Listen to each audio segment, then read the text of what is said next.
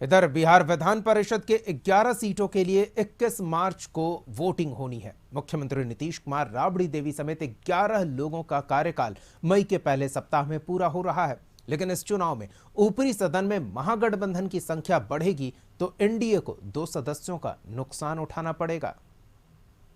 बिहार में पिछले महीने नीतीश कुमार के नेतृत्व में बनी एनडीए सरकार के गठन के बाद से बिहार में राजनीतिक समीकरण बदल चुके हैं। अब बिहार विधान परिषद की 11 सीटों पर चुनाव होने हैं। मुख्यमंत्री नीतीश कुमार, राबड़ी देवी समेत 11 लोगों का कार्यकाल मई के पहले सप्ताह में पूरा हो रहा है। मार्च में होने वाले चुनाव के बाद बिहार विधान परिषद में महागठबंधन की ताकत बढ़ जाएगी।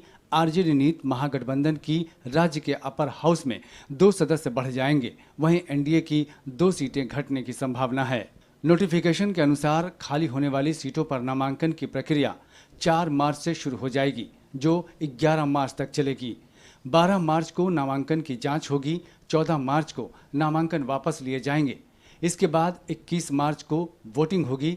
इसी दिन रिजल्ट भी जारी कर दिया जाएगा। बिहार विधान परिषद में जो सीट खाली हुई है उन नामों को भी जान लेते हैं।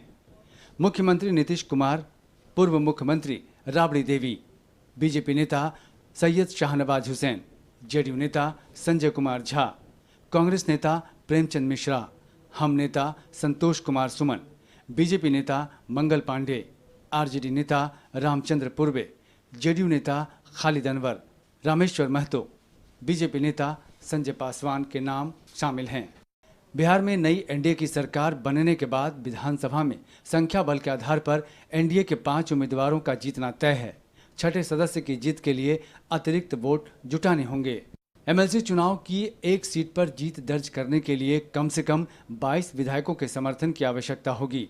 ऐसे में एनडीए के पास बीजेपी के 78, जेडीयू के 45, हम के 4 और 1 निर्दलीय विधायक के वोट हैं। इनमें 3 सीट बीजेपी आसानी से जीत लेगी और जेडीयू की 2 सीटें भी निकल जाएंगी। एक सीट पर मुख्यमंत्री का चुनाव होगा, जबकि दूसरी सीट पर जेडीयू के ही किसी दिग्गज को भेजा जाएगा। जबकि महागठबंधन के पास आरजेडी के 79, कांग्रेस के 10 और वाम दलों के 16 विधायक हैं।